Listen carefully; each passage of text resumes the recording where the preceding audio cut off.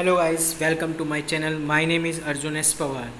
बेटा 10th class के आपने 4 चैप्टर्स को बहुत इजी तरह से कंप्लीट कर चुके हो बेटा, जिसमें मैंने फर्स्ट चैप्टर आपने डिस्कस किया था बेटा रियल नंबर्स को लेकर, सेकंड पॉलिनोमियल्स को, और third chapter linear equation in 2 variables, and fourth chapter हमने डिस्कस किया था एपी को लेकर बेटा। ठीक है, this is a very important part बेटा ये। ओके, अब नेक्स्ट जो चैप्टर हमारा स्टार्ट होता है वो कोऑर्डिनेट ज्योमेट्री का स्टार्ट होता है। This is very easy chapter बेटा। बीच में जो लेफ्ट चैप्टर रहे हैं उनको हम बाद में कराएंगे बेटा, ठीक है ना। ओके बच्चों, स्टडी करते हैं, चलते हैं लेके पॉइंट को लेकर।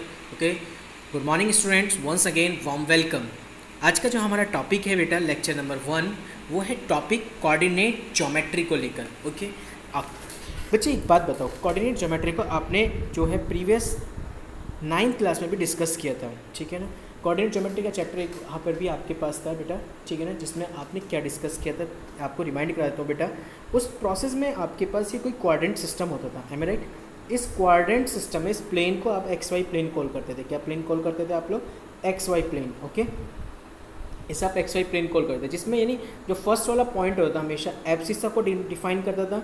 एब्सिसा होती थी यहाँ पर बेटा, और जो सेकंड वाला पॉइंट होता था ये वाला पॉइंट, जिसे आप कॉल करते थे आप लोग, इस वाले पॉइंट को कॉल करते थे ऑर्डिनेट। ओके, समझ में आ गई बात यहाँ पर।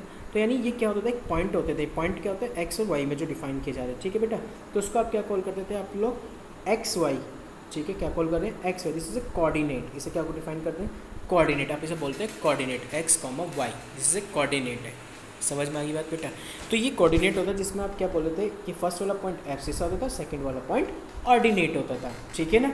अब हम लेके चलते हैं नेक्स्ट पॉइंट की तरफ। आपने किसमें क्या कहा था कि एक क्वाड्रेंट सिस्टम था। क्वाड्रेंट का मतलब था 4 पार्ट्स में डिवाइड करना है, जिसमें आपने कहा था कि ये एक्स पॉजिटिव है, ये एक्स नेगेटिव है, ये वाई पॉजिटिव है एंड ये वाई नेगेटिव है। तो जो फर्स्ट वाला क्वाड्रेंट होता है जहाँ पे दोनों एक्सिस आपस में मीट करते हैं, एक्स एक्सिस और वाई एक्सिस, जहाँ पे आपस में दोनों मीट करते हैं, उस मीटिंग पॉइंट को बोलते थे ओरिजिन पॉइंट। आगे समझिए क्या बोलते थे? उस पॉइंट को हम ओरिजिन पॉइंट कॉल करते थे। क्लियर होगी यहाँ तक बात है? ओरिजिन पॉइंट कौन से होते हैं? जहाँ कोऑर्डिनेट 0,0 को डिफाइन करेंगे। ओके बेटा, अब क्वाड्रेंट में क्या क्या करते हैं, डिफाइन करते हैं। आपके पास इस बोलते था फर्स्ट क्वाड्रेंट, इसको कॉल करते हैं आप लोग सेकंड क्वाड्रेंट, आप इसको कॉल करते थे थर्ड क्वाड्रेंट, और आप इसको कॉल करते थे यहाँ पे फोर्थ क्वाड्रेंट। ओके, यहाँ तक बातें क्लियर है ना। अब आप इसमें क्या प्रोसेस को अप्लाई करते थे, देखिए बेटे। अब आपके पास जो यहाँ पे कंडीशंस होती थी, वो क्या कंडीशंस होती थी कि आपसे पूछा जाता है बेटा बताओ फर्स्ट क्वाड्रेंट में कौन सा साइन होगा, which sign lies in this quadrant, ठीक है ना, which sign lies in this quadrant, ठीक है ना। तो इस तरह से जो लाइज करे, कौन कौन से क्वाड्रेंट में लाइज करते हैं, ये साइन कौन से क्वाड्रेंट में लाइज करे, दिस साइन कौन से क्वाड्रेंट में लाइज करे, ठीक है ना बेटा। तो उस वाली कंडीशन में आप क्या बताते हैं, जो फर्स्ट क्वाड्रेंट होता है, आपको पता है कि फर्स्ट क्वाड्रेंट में पहला पॉइंट हमेशा एक्स का होगा, सेकंड हमेशा वाई का होगा, यानी फर्स्ट जो लिखा जाता है हमेशा एक्स का लिखा जाता है, दूसरा हमेशा वाई का यूज़ होगा। पॉइंट क्लियर होगा यहाँ तक बेटा। तो यानी बच्चे दोनों पॉजिटिव है, ये भी एक्स पॉजिटिव वाई पॉजिटिव, आपके पास साइन होता है plus and plus first quadrant में। सेकंड साइन जो होता है, सेकंड क्वाड्रेंट में जो साइन होता था, यहाँ पे एक्स नेगेटिव होता था, यहाँ पे वाई पॉजिटिव होता था, इन दोनों को इस वाले केसेस में, ठीक है। ये जो वाला केसेस हो रहा है, इस वाले केस में यहाँ पे सेकंड क्वाड्रेंट में एक्स किस चीज़ का होता है, यहाँ पे नेगेटिव, और वाई किस चीज़ का होता है, पॉजिटिव। तो आपके पास साइन कैसे होता था, नेगेटिव एंड पॉजिटिव। इस तरह से आपके पास बात कर लेता मैं थर्ड क्वाड्रेंट की। थर्ड क्वाड्रेंट में क्या होता था आपके पास, देखिए थर्ड क्वाड्रेंट में आपके पास जो वर्क किया जाता था, वो क्या वर्क किया जाता था थर्ड क्वाड्रेंट में? थर्ड क्वाड्रेंट में आपके पास जो वर्क किया जाता है, दोनों क्वाड्रेंट देखिए यहाँ पे क्या लिखा हुआ है, यहाँ पे x किस चीज़ का है, नेगेटिव, और यहाँ पे y भी किस चीज़ का है, नेगेटिव। तो दोनों नेगेटिव नेगेटिव, तो थर्ड क्वाड्रेंट किसका होगा, नेगेटिव नेगेटिव। फोर्थ क्वाड्रेंट क्या होता है, पॉजिटिव नेगेटिव। रीज़न कि पहले x का यूज़ होगा फिर y यूज़ होगा। पॉइंट क्लियर हो गया।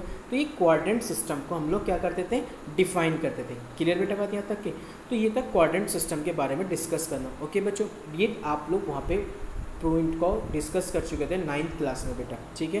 वहाँ पे ये प्रोसेस होता था। और क्या था डिस्कशन में, और बताता हूँ बेटा। याद कि बेटा एक पॉइंट होता है, ये एक्स और वाई, यदि मैंने parallel to y axis draw करनी, क्या करनी थी, पैरेलल टू वाई एक्सिस। तो बच्चे एक बात बता, पैरेलल टू वाई एक्सिस का मीनिंग क्या है कि मुझे एक्स को टच करना पड़ेगा, तभी तो मैं पैरेलल क्या कर सकता हूँ, ड्रॉ कर सकता हूँ कि लाइन। क्लियर होगी बातें, नहीं होगी? तो देखिए आप ध्यान से समझिए, मैंने क्या किया, एक्स को टच किया है, किसको टच किया, एक्स को, तभी तो किसके पैरेलल है, वाई के। वाई के पैरेलल नहीं, पैरेलल होनी चाहिए, लाइन बिल्कुल स्ट्रेट होनी चाहिए, ठीक है ना। तो मैं किसको टच करूँगा, एक्स को टच करूँगा, ठीक है ना, जब पैरेलल टू वाई एक्सिस होगा। और यदि आपसे पूछ ले बेटा वो parallel to the x axis, तो फिर कैसे करेगा? Parallel to the x axis के केसेस में आपको कैसे डिफाइन करना होगा, देखिए parallel to the x axis में आपको वाई को टच करना होगा इस तरह से। ये पैरेलल टू द, ये पूरी क्योंकि एक्स होती है, तो पैरेलल टू द किसको टच करना पड़ेगा, वाई एक्सिस को टच करना है। जब मैं parallel to the x axis को ड्रॉ करूँगा लाइन, क्लियर होगी बातें। ये वहाँ पे it's a very important point होते थे आप लोगों के पास। ओके बेटा, तो यानी बच्चे इसको ध्यान रखेंगे आप पॉइंटों को। ओके बच्चों, अब जो चैप्टर का बेसिक पॉइंट है वो मैं आपको समझा देता हूँ कि चैप्टर कैसे है, क्या प्रोसेस है, हम क्या क्या डिस्कस करने वाले हैं। इस चैप्टर में जो पॉइंट्स आपके पास बेटा, डिस्टेंस फॉर्मूले पे क्वेश्चंस होंगे आपके पास, उनके डेरिवेशंस भी हैं, सेक्शंस फॉर्मूले हैं उनकी डेरिवेशंस है, ट्राइंगल और उसकी डेरिवेशंस है। 3 टॉपिक्स है, इट्स अ वेरी इंपॉर्टेंट है। ठीक है बेटा, तो इन्हें हम पीस वाइज समझेंगे। आज का जो हमारा टॉपिक रहेगा वो डिस्टेंस फॉर्मूले को लेकर रहेगा बेटा। तो समझते हैं कैसे हम डिस्टेंस फॉर्मूला फाइंड करते हैं। देखिए बेटा, जो 2 पॉइंट होते हैं आपके पास, ये 2 पॉइंट से सपोज दैट ये पॉइंट है ए और ये पॉइंट है बेटा आपके पास बी। ए की कोऑर्डिनेट आपके पास हो गया x1, y1 एंड बी का जो पॉइंट हो गया x2, y2 हो गया। ओके बेटा, x1, y1 and x2, y2 आपके पास हो गया। ओके, अब आपको करना क्या है यहाँ पर, देखिए ध्यान से समझना। 2 पॉइंटों के बिटवीन डिस्टेंस बतानी है। जब भी मैं 2 पॉइंटों के बिटवीन डिस्टेंस यानी ए से बी तक की डिस्टेंस कितनी है, ठीक है, ए से बी तक की डिस्टेंस कितनी है, तो डिस्टेंस बताने के लिए क्या प्रोसेस करते हैं आप लोग। डिस्टेंस का जो फॉर्मूला होता है आपके पास सिंपली वे में वो होता है रूट x1 माइनस x2 का whole square plus y1 minus y2 का होल स्क्वायर का स्क्वायर रूट। ठीक है ना, आप ये भी बोल सकते हो या आप इसके फॉर्मूले को आप इस तरह भी डिफाइन कर सकते हैं, जैसे ऊपर लिखा हुआ रूट x2 माइनस x1 का whole square plus y2 minus y1 का होल स्क्वायर। ये डिस्टेंस का फॉर्मूला होता है। अब ये कैसे गेट किया जाता है, क्या प्रोसेस होता है गेट करने का, उसकी डेरिवेशन मैंने आपको डिफाइन की हुई। देखिए ध्यान से डेरिवेशन को चेक करते हैं, कैसे प्रूफ करते हैं इन क्वेश्चनों को। देखो बेटा, आपके पास एक कोऑर्डिनेट सिस्टम मैंने यहाँ पे डिफाइन किया हुआ है बहुत इजी वे में। मैंने कहा एक लाइन है ये आपके पास जिसमें P और Q के कोऑर्डिनेट मैंने डिफाइन कर दिए। P और Q के कोऑर्डिनेट थोड़ा समझना, इस तरह से मैं ग्राफ को समझा रहा हूँ यहाँ पर। ये देखिए, आपने कहा ये P और Q के कोऑर्डिनेट, ये P हो गया यहाँ पे और ये आपके पास हो गया Q।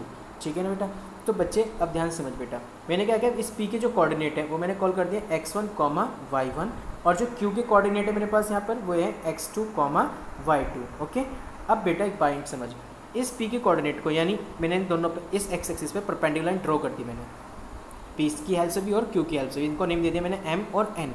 ठीक है, कोई भी नेम दे सकते हो आप। अब उसके बाद आपको करना क्या है, देखिए ध्यान से, जब आपने इन्हें M और N नेम दे दिया, अब बच्चे मुझे करना क्या है कि यहाँ तक की जो डिस्टेंस होगी ओरिजिन से ये वाली जो डिस्टेंस है बेटा, वो डिस्टेंस होगी जो P का पहला कोऑर्डिनेट होगा। P में क्या कोऑर्डिनेट लिखे गए आपके पास, x, y यूज़ हो रहे हैं ना, तो P में जो फर्स्ट पॉइंट लिखा हुआ क्या लिखा हुआ x, f से होते हैं, यानी ओरिजिन से ये वाली जो डिस्टेंस है वो कितनी आएगी x।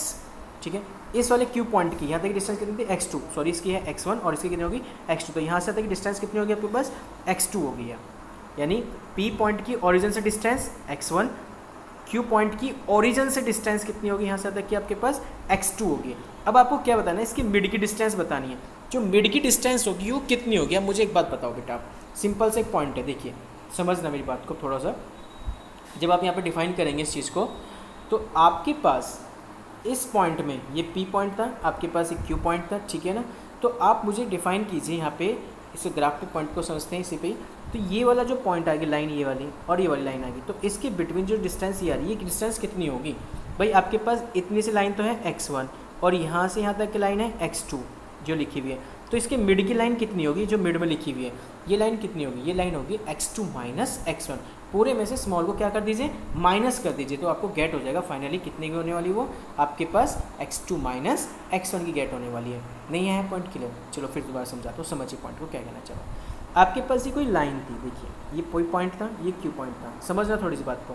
बेसिकली ये परपेंडिकुलर लाइन ड्रॉ कर दी, ये x एक्सिस ये y एक्सिस है आपके पास, यानी यहाँ तक की डिस्टेंस कितनी है x1, क्योंकि P के कोऑर्डिनेट x1, y1 है, Q के कोऑर्डिनेट कितने हैं x2, y2 है। ओके, तो और दूसरे के कोऑर्डिनेट कितने हो गए यहाँ x2 है, तो यहाँ से तक की डिस्टेंस कितनी होगी, यहाँ से तक की टोटल x2 होगी डिस्टेंस। ओके, तो मुझे बताइए यहाँ से और यहाँ तक की डिस्टेंस कितनी होगी भाई। ये डिस्टेंस है x1, यहाँ से तक की डिस्टेंस है x2, तो आपके पास ये डिस्टेंस यहाँ से तक कितनी रहेगी बेटा, x2 माइनस x1 रहेगी। अब तो क्लियर होगी बेटा, तो ये x2 माइनस x1 होगी। Okay, same as it is अब आप किस पे वर्क करेंगे, same as it is work करेंगे आप लोग। अब नेक्स्ट पॉइंट y के केसेस में देखिए, ये आपने परपेंडिकुलर लाइन ड्रॉ करी, यानी y के अकॉर्डिंग होती है। ये लाइन कैसी होती है, y की होती है, तो यहाँ पर डिस्टेंस कितनी होगी इसकी, y1 होगी, और इसकी डिस्टेंस कितनी होगी, इस तरह परपेंडिकुलर लाइन ड्रॉ करी, कितनी होगी, y2 होगी। क्लियर होगी। तो मैंने क्या किया, इस लाइन के पैरेलल x के पैरेलल एक लाइन ड्रॉ कर दी, ये वाली लाइन ड्रॉ कर दी है। तो मुझे ये बताओ यहाँ से यहाँ तक की लाइन कितनी हो गई है, ये वाली लाइन कितनी हो गई आपके पास। देखो बेटा बहुत इजी है, यहाँ तक की लाइन गेट करने का जो प्रोसेस हो गया बहुत सिंपल सा हो गया। वो कैसे हो गया, देखिए पूरी लाइन कितनी होगी आपके पास y2 की, ये लाइन कितनी होगी आपके पास y1 की, क्योंकि जितनी ये उतनी ही होगी, ये कितनी होगी आपके पास y1 हो गया। ओके, तो ये कितना हो गया आपके पास y1 हो गया। ये कितनी पूरी यहाँ से तक y2 है। तो बेटा एक बात बता, पूरी लाइन है यहाँ से तक y2 और ये सिर्फ इतनी सी लाइन है y1, तो बेटा ये रिमेनिंग लाइन कितनी रह गई, पूरे में से स्मॉल वाली लाइन माइनस कर दीजिए, यानी it means y2 minus y1। Clear होगी पूरी बातें। तो इस तरह से हमने डिफाइन कर लिया बेटा, ठीक है ना। यहाँ तक बातें, यानी बच्चे अब आपके पास जो फाइनली कितनी रहेगी कंडीशन, यहाँ पे आपके पास जो फाइनली कंडीशन रह गई है बेटा वो ये आ गया बच्चे कि आपके पास ये वाली जो लाइन आ गई है वो तो आ गई x2 माइनस x1 और ये वाली जो लाइन आ गई वो कितनी आ गई y2 माइनस y1। अब आपने क्या किया, इस ट्राइंगल को पिक कर लिया और इस ट्राइंगल में ये आ गया आपके पास बेस आ गया x2 माइनस x1 और परपेंडिकुलर आ गया आपके पास y2 माइनस y1। अब आपने क्या किया, यहाँ पे फॉर्मूला अप्लाई कर दिया पाइथागोरस थ्योरम। आप लोगों ने 9th क्लास में भी 8th क्लास में भी डिस्कस कर रखा है कि जो पाइथागोरस थ्योरम होती है इन राइट ट्राइंगल, वो क्या होती है बेटा, हाइपोटेनियस का स्क्वायर, हाइपोटेनियस का स्क्वायर, परपेंडिकुलर का स्क्वायर प्लस बेस का स्क्वायर, या बेस का स्क्वायर प्लस परपेंडिकुलर का स्क्वायर, एज योर चॉइस कुछ भी अप्लाई कर सकते हैं आप लोग, ठीक है ना। तो ये फॉर्मूला अप्लाई करते हैं, हाइपोटेनियस का square is equal to perpendicular square plus base square. तो मैंने ये फॉर्मूला यहाँ पे ये लिखा हुआ है बेटा, ध्यान से देखेंगे तो आप ये फॉर्मूला में अपने प्रूफ में, तो प्रूफ में यही कंडीशन मैंने यहाँ पे डिफाइन की हुई है, आपको देखो ध्यान से। तो ये रहा आपके पास y2 माइनस y1 का whole square plus x2 minus x1 का होल स्क्वायर, किसके हेल्प से किया, बाय यूजिंग पाइथागोरस थ्योरम के हेल्प से। तो डिस्टेंस क्या रखती है यहाँ से p से q तक के बिटवीन डिस्टेंस कितनी क्या रखी है आपने, d क्या रखी है, तो d रख दीजिए इसके प्लेस पर, d स्क्वायर इक्वल टू आप स्टार्टिंग में x2 माइनस x1 का whole square plus y2 minus y1 का होल स्क्वायर। तो d की वैल्यू कितनी होगी, square root x2 minus x1 का whole square plus y2 minus y1 का होल स्क्वायर। आप इसे इस तरह भी डिफाइन कर सकते हैं, रूट x1 माइनस x2 का whole square plus y1 minus y2 का whole square. Both are same, दोनों से आंसर सेम आएगा, डोंट वरी, ये दोनों अलग अलग नहीं है, x2 माइनस x1। पर ये कंडीशन तब पॉसिबल होगी जब स्क्वायर होगा, ध्यान रखना, यानी जब इवन पावर्स होती है, बस ये ध्यान रखिए, जब इवन पावर्स होती है तब आप पॉजिटिव नेगेटिव इंटरचेंज कर सकते हैं, डोंट वरी। पर यदि पावर ओड होती है तब आप इंटरचेंज नहीं कर सकते, जिसका जो साइन होता है उसी को हम उसी साइन पर अप्लाई करते हैं बेटा। क्लियर हो गया यहाँ तक बातें, ओके बच्चे। तो इस तरह से आपने डिस्टेंस के फॉर्मूले को सॉल्व आउट करते हैं, क्लियर हो गया। तो ये फॉर्मूला आप याद रखिए, किसी भी यहाँ पे याद कीजिए, रूट x2 माइनस x1 का whole square plus y2 minus 1 का होल स्क्वायर, या रूट x1 माइनस x2 का whole square plus y1 minus y2 का होल स्क्वायर, या कुछ राइटर से इस तरह भी लिखते हैं, square root difference of abscissa का whole square plus difference of ordinate का होल स्क्वायर। क्लियर होगी बात। तो ये भी एक प्रोसेस है याद रखने का, कुछ भी आप कर सकते हैं इसको, बस आपको ये लर्न रखना है फॉर्मूला। क्लियर होगा कैसे प्रूफ किया हम लोगों ने, इसका डेरिवेशन इंपॉर्टेंट है बेटा, ठीक है ना। इसकी डेरिवेशन फिर से समझना, कोई डाउट हो मुझसे पूछ लेना बेटा, ओके बेटा। चलते हैं नेक्स्ट पॉइंट की तरफ। नेक्स्ट पॉइंट क्या कह रहा है बेटा, some important result, sorry not समझते पहले, नॉट क्या है। नॉट में उसने कहा कि यदि आपको ओरिजिन से गेट करनी हो डिस्टेंस, किससे गेट करनी है, ओरिजिन से। यानी अब आपको क्या करना है कि एक पॉइंट दे दिया उसने ओरिजिन, एक पॉइंट क्या दे दिया उसने, ओरिजिन दे दिया, और एक पॉइंट दे दिया उसने सिंपल एक्स वाई दे दीजिए, सपोज दैट एक्स और वाई। तो दो पॉइंटों के बिटवीन जब भी आपको डिस्टेंस पूछता है तो डिस्टेंस का फॉर्मूला आपको पता है, x1 माइनस x2 का whole square plus y1 minus y2 का होल स्क्वायर, ये अप्लाई करते हैं। तो डायरेक्ट भी याद रखना कि यदि आपको ओरिजिन से डिस्टेंस पूछने को कहते हैं पेपर में, तो डायरेक्ट अप्लाई कर देना root x square plus y square, root x square plus y square, that's all. Clear होगी पूरी बात यहाँ पे, समझ में आ गई बेटा बात। तो आप ये भी अप्लाई कर सकते हो। अब कुछ इंपॉर्टेंट फैक्ट्स हैं, उन इंपॉर्टेंट फैक्ट्स को समझते हैं बच्चे। देखिए 9th क्लास में बेसिकली आप लोगों ने सब कुछ डिस्कस कर चुके थे, वहाँ पे एक चैप्टर तक क्वाड्रिलेटरल, एक चैप्टर तक पैरेललोग्राम, वहाँ पे आपने बहुत अच्छे से डिफरेंस समझा था, क्या पैरेललोग्राम होता है, किसको रेक्टेंगल कॉल करते हैं, किसको आप स्क्वायर कॉल करते हैं, और किसको आप रोम्बस कॉल करते हैं, किसको काइट कॉल करते हैं, ठीक है ना। ये सारा प्रोसेस आपने वहाँ पे डिस्कस किया हुआ है प्रीवियस 9th क्लास में, ओके। 10th क्लास में मैं इसको थोड़ा सा बेसिक से समझाता हूँ, प्रॉब्लम यहाँ पे प्रोसेस है क्या लैंग्वेज के क्वेश्चन को, जब हम इनके एप्लीकेशंस करेंगे इस चैप्टर की, तो वहाँ पे हमें कैसे क्वेश्चनों को डील करना होगा, कैसे फेस करना होगा, ओके बेटा। तो देखिए बच्चे क्या लिखा हुआ है क्वेश्चन में। सबसे पहले आता है पैरेललोग्राम। पैरेललोग्राम की प्रॉपर्टी आपको पता ही है बेटा, पैरेललोग्राम में क्या होता है, इसका इस तरह का कोई फिगर है, ठीक है ना। इस पैरेललोग्राम में क्या होता है, अपोजिट जो फेस होते हैं, ठीक है ना, जो फेस टू फेस होते हैं वो कैसे होते हैं, इक्वल, ठीक है ना, एंड पैरेलल होते हैं, equal and parallel, but each angle does not 90 degree, इसमें हर एक एंगल 90 डिग्री का नहीं होगा। यानी हमें क्या करना होगा, जब हमें डिस्टेंस के आगे सॉल्व करना होगा, हमें क्या करना होगा, सबकी डिस्टेंस निकालनी होगी। कैसे, जैसे सपोज दैट ए और ये बी, ये सी और ये डी है, तो मुझे डिस्टेंस गेट करने के लिए क्या करना होगा बेटा, मुझे डिस्टेंस गेट करने में सबसे पहले लिखना होगा डिस्टेंस ऑफ ए बी। क्या गेट करना होगा, distance of A B. A B का मतलब ए से बी के बिटवीन डिस्टेंस, फॉर्मूला आपको पता ही है कि ए वाले कोऑर्डिनेट को x1 y1, बी वाले कोऑर्डिनेट को x2 y2 कॉल करेंगे। क्लियर होगी बात। तो distance of A B get करेंगे, इस तरह से distance of B C get करेंगे, इस तरह से distance of C D get करेंगे, इस तरह से distance of D A get करेंगे। इनमें से अपोजिट दो साइडें आपस में कैसी आ रही होंगी, सेम आ रही होंगी। यदि अपोजिट दो साइडें आपस में क्या आ जाए, सेम, तो उसे आप क्या कॉल कर सकते हैं, पैरेललोग्राम। बट एक शर्त और ध्यान रखना पैरेललोग्राम को और कॉल करने के लिए, उसमें एक शर्त ये होती है कि उसके डायगोनल्स भी इक्वल नहीं आने चाहिए। पैरेललोग्राम्स के क्या आने चाहिए, नहीं आने चाहिए, डायगोनल्स भी इक्वल नहीं आने चाहिए बेटा। ये जो डायगोनल्स होते हैं ना, ये डायगोनल्स भी इक्वल नहीं चाहिए। यानी डायगोनल्स कैसे निकालेंगे, ए से सी तक की डिस्टेंस और बी से डी तक की डिस्टेंस। यदि ये डिस्टेंस क्या आ जाए, डज नॉट इक्वल, यानी distance of A B does not equal to distance of B C, तो तब आप कह सकते हो कि दिस गिवन फिगर कैसी बेटा, इज ए पैरेललोग्राम फिगर है। यानी जो गिवन पॉइंट गिवन किए हुए जो वर्टिसेस के, वो पैरेललोग्राम के वर्टिसेस के पॉइंट हैं। पॉइंट समझ में आ गया बेटा।